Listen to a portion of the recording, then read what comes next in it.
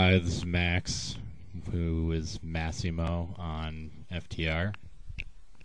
It's Iowa Skins fan, or Danny.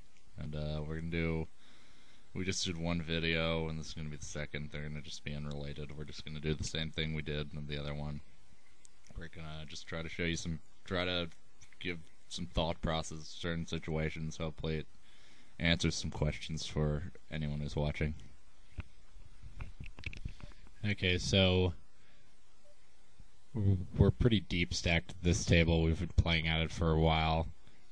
There's a few. Everyone here is a full stack, which I like. It allows us to play a good loose style of poker. We have this guy to our left who's, again, he's a light 3-better and he loves to squeeze. These guys we don't really have reads on. This guy's an absolute nit, it seems like, from his stats. And over here we just joined this table. All these guys, we have a few, not that many hands on. This guy I don't even have reads on. Sadly, I haven't tangled with him much, but I do have 700 hands on him. Again, I just want to tell you what my poker HUD stats are. The green 40.4 here is VPIP. 14.4 pre-flop raise. The white here is attempt to steal blinds, which is an important stat because it kind of just tells me how much they raise in position, which is very important.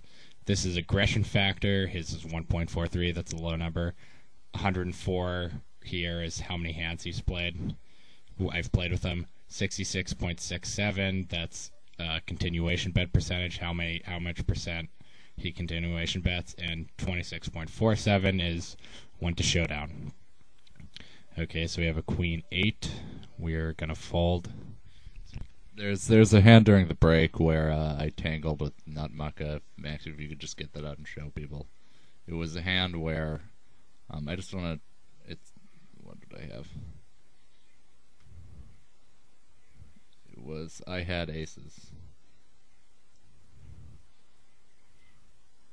Okay, and we're just going to show you this hand. The thing I'm gonna looking for in this hand, you can barely see it, but scroll down slowly. Okay, we have aces. We're gonna raise 10, maybe 12 sometimes there. Anyways, okay, we're gonna bet hard. It's dry, and there's a lot of hands he's gonna call a big bet with. So he called. Okay, turns that. We're just going to bet really hard again, 45, and just get committed. Not really much to that hand. And, yeah, probably to shove. We probably have the best hand. Hopefully he calls it. And he backdoored a flush draw on us when he flopped double gut. So, we play the hand fine. There's no getting away from that, especially with a third pot left. And, yeah, you just get unlucky sometimes. No, he didn't raise his draw, or I had something I'm just going to take a mental note of. And so anyways, Nutmuck hand.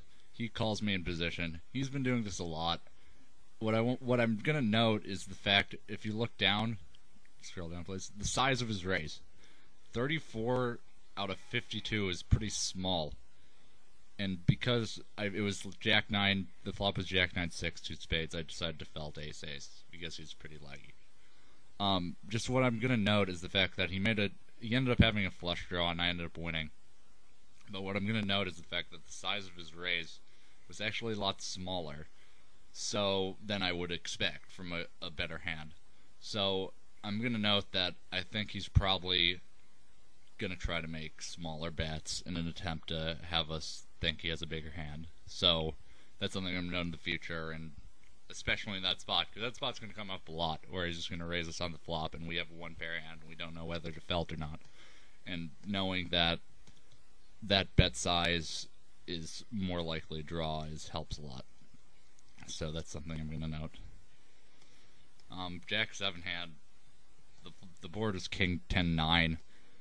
On these boards, you're just going to want to bet hard, and it's a lot of people think it's just because it's a dry board, like you want to chase out draws, but that's not really the main reason. The main reason is there are a bunch of hands, there's a bunch of pairs and inside straight draws that are just going to call pot-sized bets, and you just want to get the most value out of them as possible. Here he had a double get.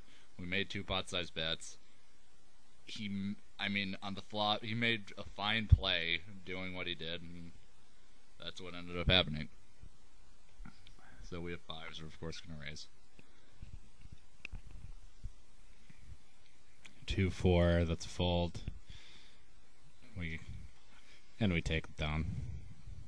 Oh, 5-4 suited. This is a good hand, especially full stacked. Ace-7.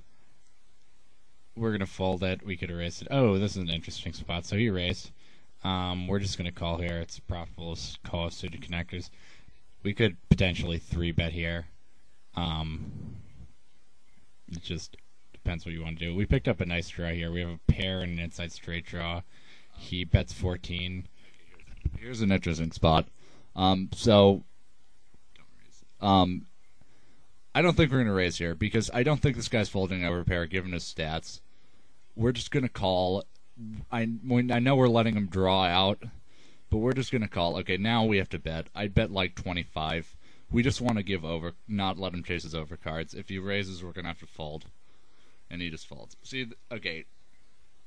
Don't just be raise heavy with your draws. I'm not just raise heavy with the draws. I don't think the guy's going to fold an overpair, and we're just pretty much floating there, hoping we have the best hand. We'll probably call the turn, because no one is going to put us on a straight if we hit it, and we're going to get some value. And, yeah. So there, you don't want to raise there, because we already have a made hand, and we already have some showdown value, so there's really no point in raising there, because only better hands are going to call. And we already may be winning, so there's really no point. Okay, interesting hand going over on the left table. Let's see, we have raise pre-flop, pair junior. This is just actually a call here with a lot of limpers. You could raise here, you could call. There's just not that much value in raising there. But since this guy's kind of loose, if this guy was tighter and he limped, it would definitely not be a raise. But since he's pretty loose, we could have raised there. But we didn't, and it's fine. We didn't even hit it the flop, and although, I don't know, we could have won the hand. I'm going to look back at this.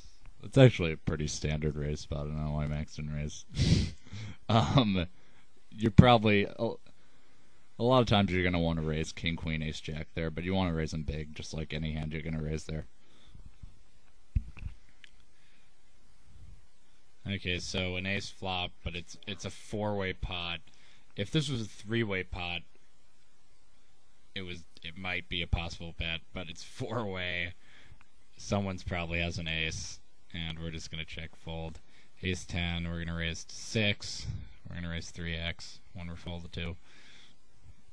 And we take it down. King 2, this is fold if we get raised. 10-5, also fold. And I'm just going to look at the instant hand histories at this Perry Jr. hand. Oh, it looks like it didn't show down. Yeah, it didn't show down. So that doesn't give us that much information.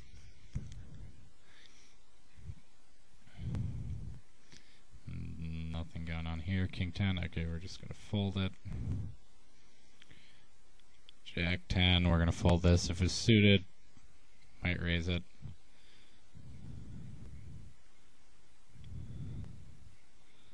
But since it's not, it doesn't have that much value. King 9, this is going to be raised if it's folded to us. Okay, we're going to make it 10. I kind of like raising more pre-flop as opposed to less because, I mean, if someone limps here, he obviously doesn't have a strong hand, so you might as well put in a lot of money. Board texture, it's a rainbow, it's a safe board. I'm just going to bet 2/3. We pretty much continuation bet everything. And this might actually be folded, but that would be an interesting 2-barrel spot if a jack or a queen, king, or ace came.